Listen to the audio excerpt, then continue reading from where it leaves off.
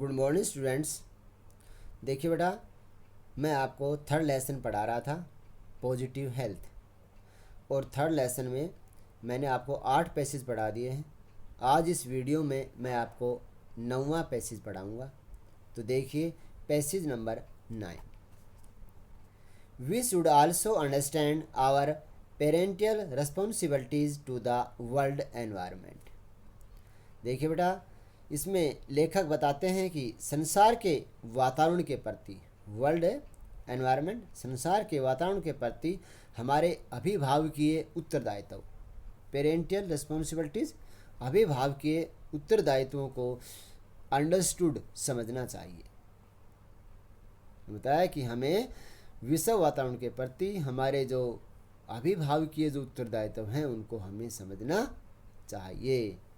आगे देखें, रिमेंबर, याद रखें, that the living space of this world, living space of this world is limited. उन्होंने कहा कि स्मरण रखें, याद रहे कि इस संसार में रहने का जो स्थान है वो सीमित है।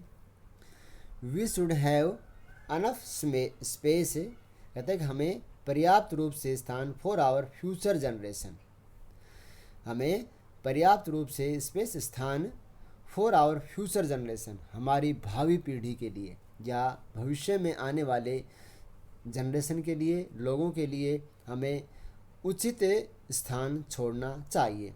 टू लिव हैप्पीली, खुशी से, कहता है भावी पीढ़ियों के लिए खुशी से रहने के लिए हमें पर्याप्त स्थान छोड़ना चाहिए। आगे देखिए, टू लिव ना to achieve this aim, to achieve this aim, इस उद्देश्य को प्राप्त करने के लिए, to achieve this that aim, इस उद्देश्य को प्राप्त करने के लिए we must practice family planning. Family planning होता है बेटा परिवार नियोजन। कहता है कि हमें इस उद्देश्य को प्राप्त करने के लिए हमें परिवार नियोजन अपनाना चाहिए। And limit the birth rate by the having only 1 or 2 children पर कपल, और प्रत्येक जोड़े के लिए यानी प्रत्येक पति पत्नी के लिए 1 या 2 बच्चों की जन्म दर रखकर हमें सीमित रखना चाहिए। कहते हैं प्रत्येक जोड़े के लिए 1 या 2 बच्चा रख करके हमें इसे रेशे को सीमित रखना चाहिए या जन्म दर को सीमित रखना चाहिए। आगे देखें, each birth there should be a gap between each birth, यानी प्रत्येक जन्म के बीच में there should be a gap, एक अंतर होना चाहिए ऑफ 3 or 4 years।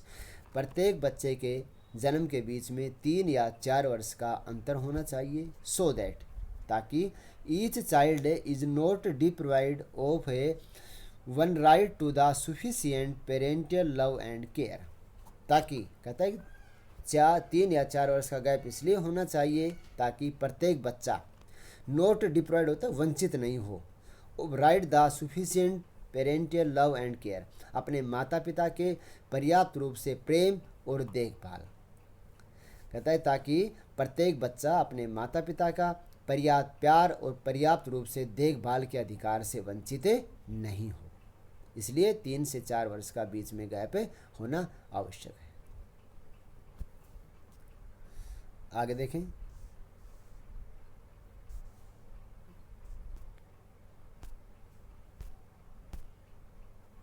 आगे देखिए बेटा, deprived of the family planning really means a family welfare.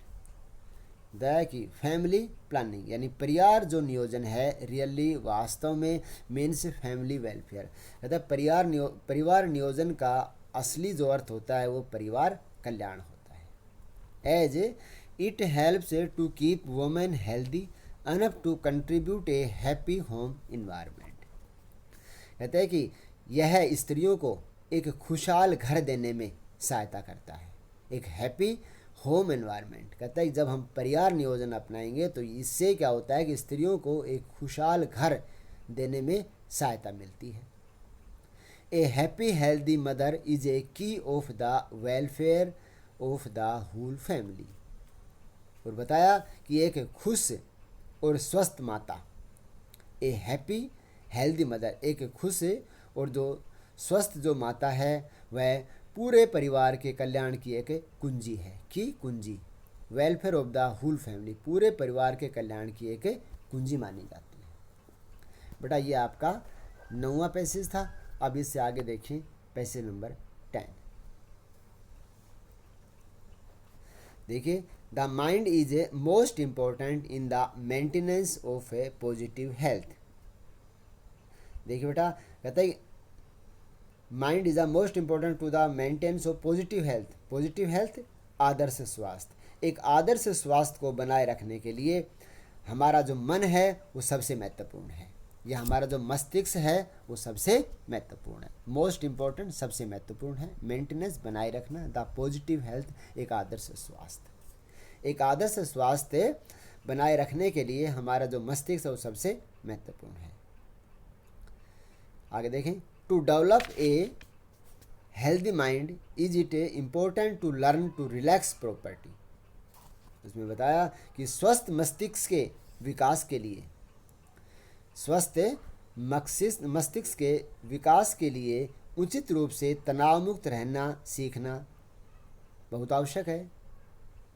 तनाव मुक्त, रिलैक्स यानी तनाव मुक्त रहना बहुत आवश्यक है। And to develop a ways, यानी डेवलप, विकास करना, वेज, तौर तरीके, to deal with day and day stress.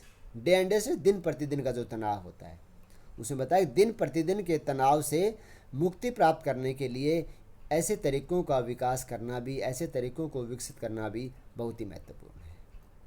यानी हमारा मन बिल्कुल एकदम रिलैक्स होना चाहिए, और कैसे अपने मन को रिलैक्स रखें, इस प्रकार के तरीकों को हमें समझना और इनको अपनाना बहुत ही आवश्यक है।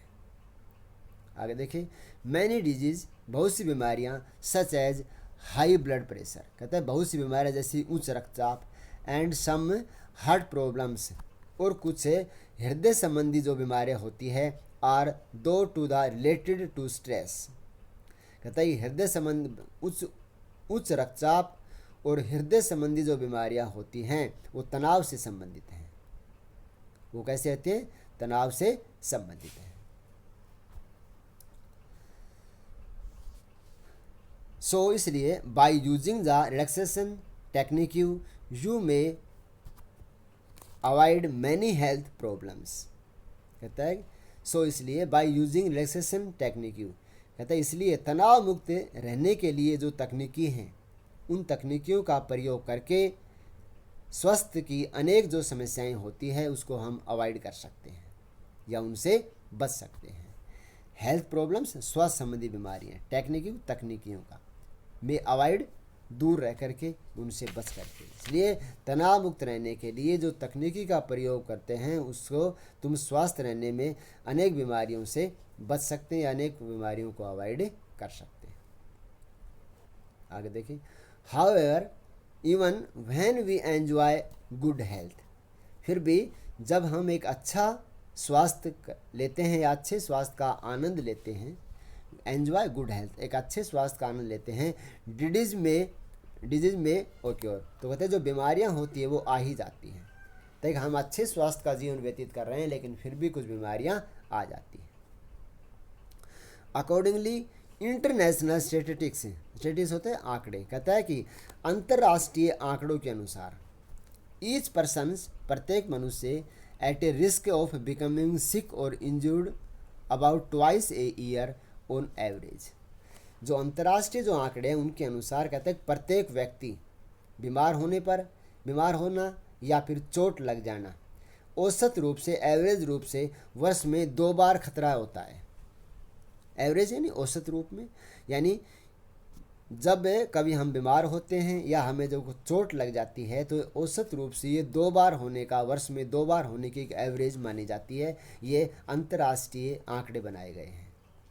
It is important to deal with any sickness और injury in a realistic and intelligent way without panic. कहता है इसलिए ये सब आवश्यक है कि किसी भी बीमारी, ये आवश्यक है किसी भी बीमारी या फिर किसी चोट को बिना डर किए हुए या बिना भयभीत हुए है, विदाउट पैनिक, बिना डर लगे हुए। कहता है बिना किसी डर के और किसी बीमारी हो, बिना किसी डर के, बिना किसी भय के उसको रियलिस्टिक वास्तविकता के साथ एंड इंटेलिजेंट और बड़ी बुद्धिमत्ता के साथ उसे निपटना महत्वपूर्ण होता है। फिर देखिए कि कहते हैं किसी भी बीमारी हो या फिर कोई भी चोट हो तो उससे भयभीत हुए बगैर ही हमें बुद्धिपूर्ण तरीके से उसे निपटने के लिए हमेशा तैयार रहना चाहिए। उससे निपटना हमारे लिए बहुत ही महत्वपूर्ण है। Knowledge of the body should help you to manage an emergency situation before connecting a doctor for proper medical management when necessary. देखिए उसमें बताया कि व्हेन नेसेसरी जब भी आवश्यक हो before connecting a doctor for proper medical management, doctor से एक उचित इलाज के लिए, प्रॉपर मेडिकल मैनेजमेंट उचित इलाज के लिए, डॉक्टर से एक उचित इलाज के लिए व्हेन नेसेसरी जब भी आवश्यक हो तो कांटेक्ट करने से पहले, बिफोर कनेक्टिंग संपर्क करने से पहले हमें आपातकालीन स्थिति की व्यवस्था करने के लिए, जो इमरजेंसी जो स्थिति होती है उससे निपटने के लिए हमारी जो बुद्धि है, नॉलेज है या नॉलेज ऑफ द बॉडी, हमारे जो शरीर की जो नॉलेज है वो हमारी सहायता करती है। यानी जब भी हमें कोई बीमार हो जाते हैं तो बीमार हो जाने पर हमें डॉक्टर से जाने से पहले, उससे कंसल्ट करने से पहले ही हमारा जो आंतरिक मन जो हमें बात कहता है या हमारे शरीर की जो खुद की मन की जो बुद्धि होती है वो हमें काफ़ी हद तक हमारी सहायता करती है। आगे देखें, एनी मेडिकेशंस और ड्रग सच एज एंटीबायोटिक और strong pains killers need to be monitored by a doctor और a other qualified person in the health professions. आगे बताया कि यदि कोई दवा है या फिर कोई उपचार जैसी एंटीबायोटिक यानी प्रतिजैविक दवा, कोई दवाई हो या फिर उपचार जैसे कोई प्रतिजैविक कोई दवा है या फिर पेन किलर या फिर कोई दर्द विनाशक कोई भी दवा होती है, वह स्वास्थ्य में लगे हुए, हमारे स्वास्थ्य डिपार्टमेंट लगे हुए किसी भी योग्य व्यक्ति की देखरेख में ही हमें लेना चाहिए। यानी जब भी हम कोई दवा लेते हैं तो हमें किसी भी प्रकार की दवानाशक दवाई हो या फिर प्रतिदैविक दवाई हो या फिर कोई दूसरी दवाई हो, हमें उसे या तो किसी डॉक्टर से या फिर कोई स्वास्थ्य व्यवसाय में लगे हुए किसी योग्य व्यक्ति की देखरेख के बाद ही हमें उस दवाई को लेना चाहिए, अदरवाइज नहीं लेना चाहिए। तो बेटा ये आपका लेसन नंबर जो 3 था ये कंप्लीट हुआ। बाकी अगला जो लेसन है हम आपको अगले वीडियो में पढ़ाएंगे। Thank you.